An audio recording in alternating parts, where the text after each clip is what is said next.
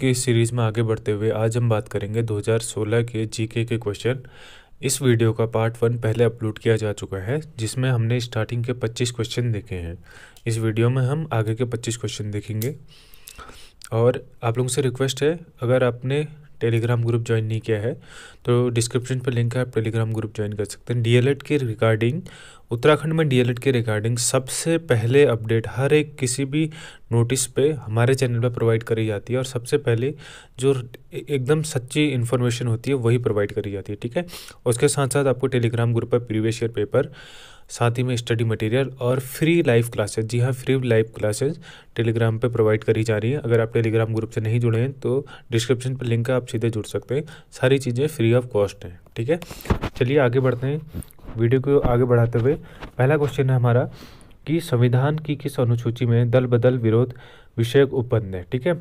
जो इसका जो राइट आंसर हो जाएगा ऑप्शन डी, ठीक है। 10वीं अनुसूची, पहले हमारे संविधान में 8 अनुसूची थी, उसके बाद 4 अनुसूची बाद में जोड़ी गई, जिसमें जो 10वीं अनुसूची थी उसमें दल बदल कानून जो रखा गया था, ठीक है।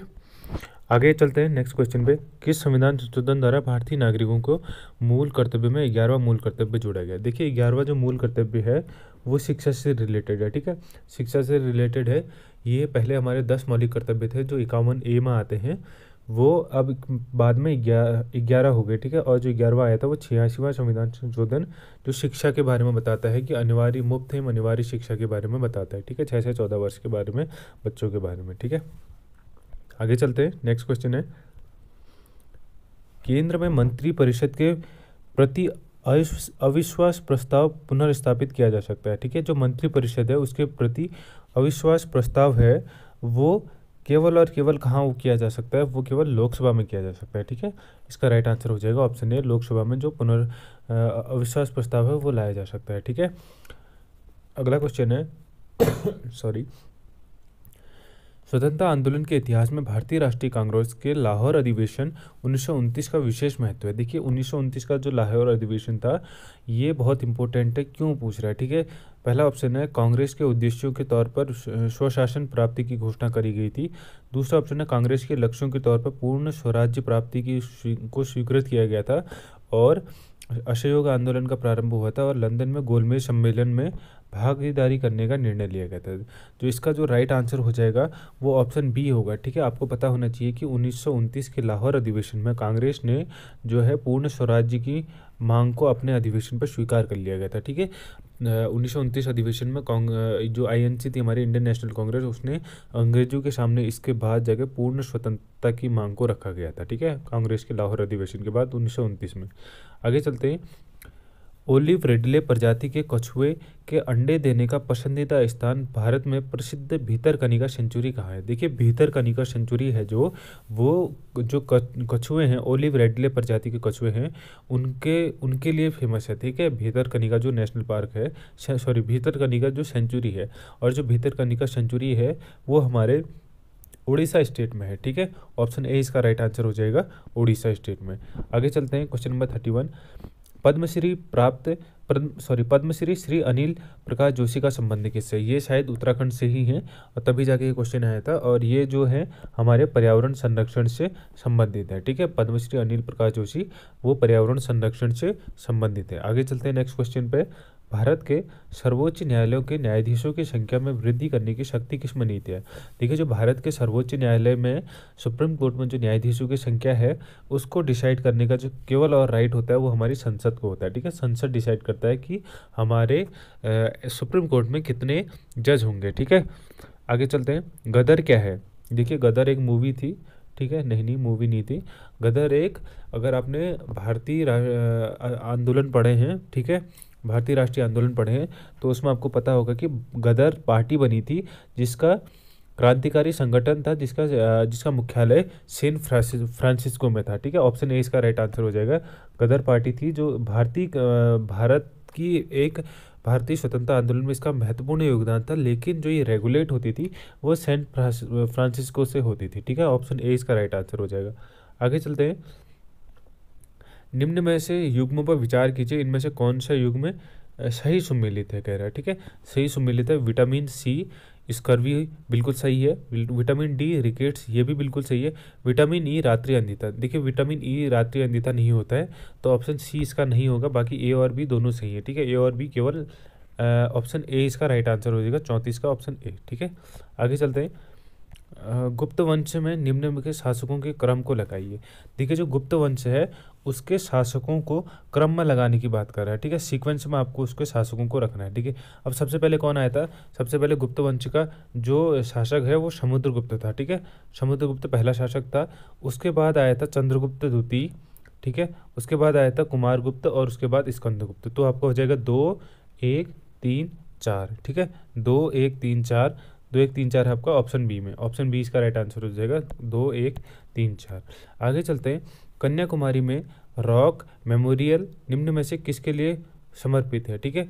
कन्याकुमारी में जो रॉक मेमोरियल है वो किसके लिए समर्पित है कह रहा है, ठीक है। जो इसका राइट आंसर हो जाएगा वो हो जाएगा आपका स्वामी विवेकानंद के लिए।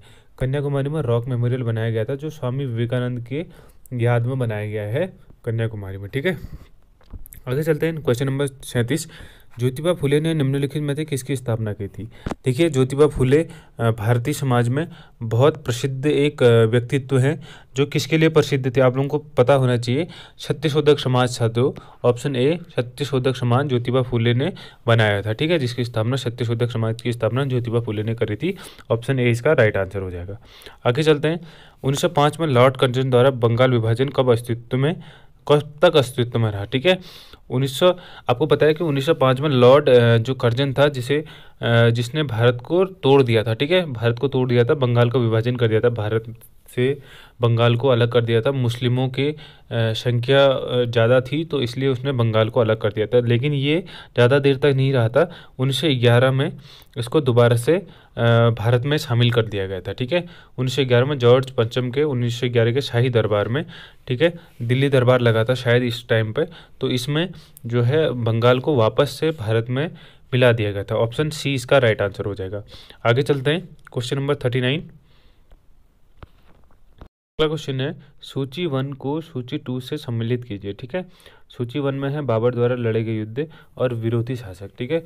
बाबर के लड़े गए युद्ध हैं 1526, 1527, 1528, 1529। अब इसको ऐसे भी याद कर सकते हो, पानी पीकर, खाना खाकर, चंदेरी चली घाघरा पहनकर, ठीक है। ये ट्रिक है एक इसकी। 1526, 27, 28, 29। और ये किसके साथ लड़े गए थे? जो पानीपत का प्रथम युद्ध है वो बाबर ने लड़ा था इब्राहिम लोदी के खिलाफ, ठीक है। आप लोगों को याद होना चाहिए, पानीपत का प्रथम युद्ध इब्राहिम लोदी के खिलाफ लड़ा गया था। जो खानवा का युद्ध है वो लड़ा था राणा सांगा के खिलाफ, ठीक है। खानवा का युद्ध राणा सांगा। चंदेरी का युद्ध है मेदिनी राय और बाबर के बीच हुआ था। और चौथा घाघरा का युद्ध और महमूद लोदी के साथ हुआ था, ठीक है। ये बाबर का अंतिम युद्ध था भारत में। तो इसका राइट आंसर हो जाएगा, पहला था 4 3 2 1, ठीक है। 4 3 2 1, सॉरी 4 3 1 2, ठीक है। 4 3 1 2, ठीक है। ऑप्शन ए इसका राइट आंसर हो जाएगा, 4 3 1 2। आगे चलते हैं नेक्स्ट क्वेश्चन पे। क्वेश्चन नंबर 40 है केंद्र व राज्यों के मध्य होने वाले विवाद का निर्णय करने की सर्वोच्च न्यायालय की शक्ति किसके अधीन आती है, ठीक है। अब पूछ रहे जो अगर किसी दो केंद्र व राज्यों के बीच विवाद हो गया तो उसका जो निर्णय करता है वो सर्वोच्च न्यायालय करता है, ठीक है। सर्वोच्च न्यायालय की शक्ति किसके अधीन आती है पूछ रहा है। तो देखिए पहला ऑप्शन है परामर्श क्षेत्राधिकार के अंतर्गत, दूसरा है मूल अधिकारिता के अंतर्गत, तीसरा है अपीलीय अधिकारिता के अंतर्गत और चौथा है रीट के अंतर्गत, ठीक है। इसका जो राइट आंसर हो जाएगा मूल अधिकारिता के अंतर्गत। ऑप्शन बी इसका राइट आंसर होगा, मूल अधिकारिता के अंतर्गत, ठीक है। अगला है तख्ते ताउस मयूर सिंहासन पर बैठने वाला अंतिम शासक कौन था, ठीक है। इसका जो राइट आंसर हो जाएगा मोहम्मद शाह रंगीला। ऑप्शन डी इसका राइट आंसर होगा। इसके बाद ये तख्ते हाउस को मोहम्मद शाह रंगीला के बाद इसको अफ़गानिस्तान ले जाया गया था, ठीक है। इसको यहाँ से उठा के अफ़गानिस्तान ले जाया गया था। उसके बाद अगला क्वेश्चन है सूची 1 को सूची 2 से मिलान कीजिए, ठीक है। मोहनजोदड़ो आपको पता होना चाहिए कि किस नदी के किनारे है। मोहनजोदड़ो है आपका सिंधु नदी के किनारे, ठीक है। ऑप्शन ए का हो जाएगा 2। उसके बाद है आपका कालीबग्गा।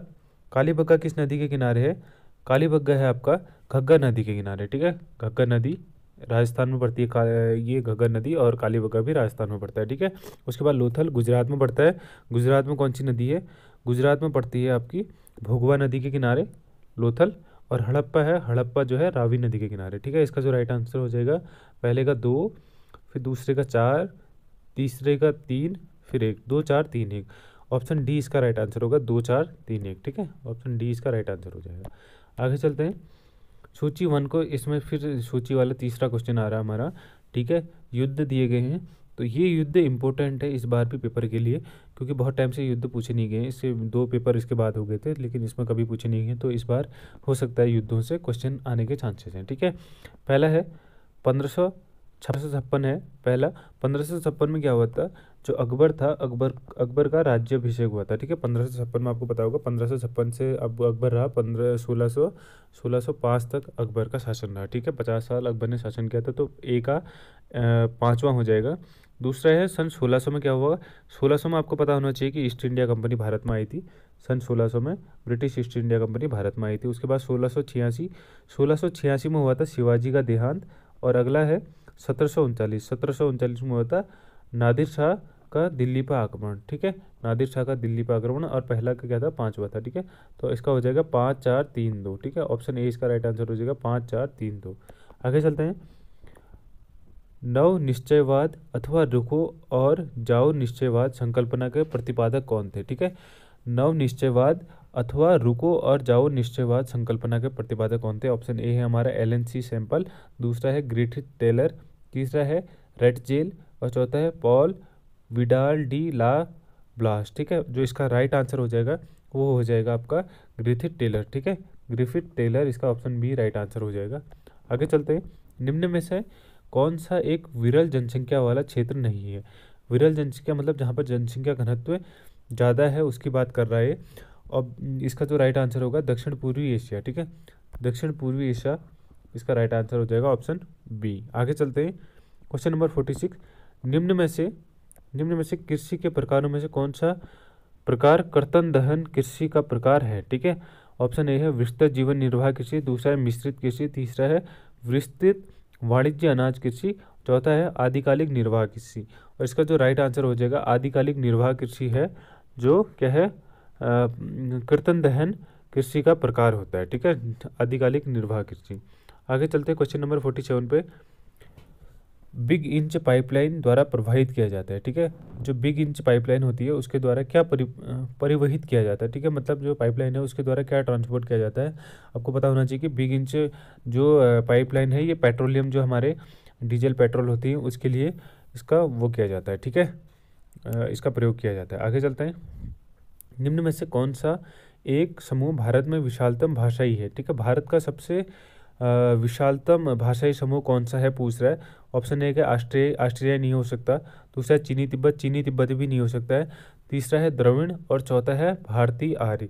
जिसका राइट आंसर हो जाएगा भारतीय आर्य हो जाएगा, ऑप्शन डी, ठीक है। ऑप्शन डी इसका राइट आंसर हो जाएगा, भारतीय आर्य सबसे विस्तृत विशालतम भाषाई समूह है भारत का, ठीक है।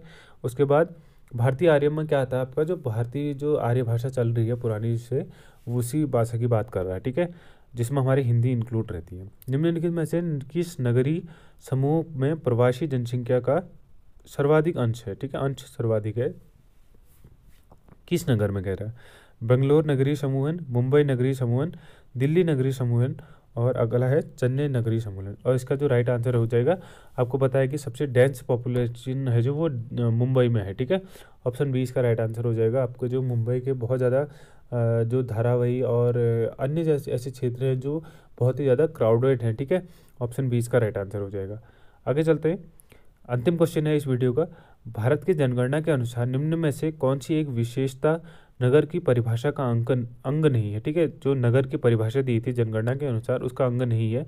पहला है जनसंख्या का घनत्व 400 व्यक्ति प्रति वर्ग किमी होना चाहिए, ठीक है। जो नगर में है जनसंख्या का घनत्व 400 व्यक्ति प्रति किमी होना चाहिए, ये बिल्कुल इसका टर्म्स था, ठीक है, जनसंख्या क्या होगा। अगला है नगर पालिका और नगर निगम होना चाहिए।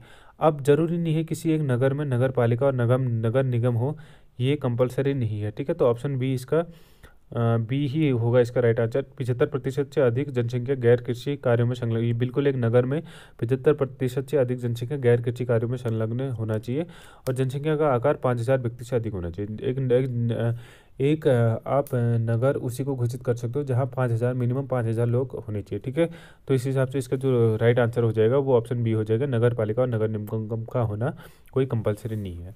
ये थे जनरल नॉलेज के 25 क्वेश्चन का पार्ट 2। ठीक है, पार्ट 1 पहले अपलोड हो चुका है, जिसने वो नहीं देखा वो देख लीजिएगा। अगर आपको वीडियो पसंद आए तो वीडियो को लाइक ज़रूर करिएगा, मोटिवेशन मिलता है उससे। ठीक है, और चैनल को सब्सक्राइब करिएगा, डीएलएड की तैयारी कर रहे हैं आप, और अपने दोस्तों को शेयर करिएगा वीडियो जो डीएलएड की तैयारी कर रहे हैं। थैंक्स फॉर वॉचिंग, मिलते हैं नेक्स्ट वीडियो में, तब तक के लिए बाय बाय।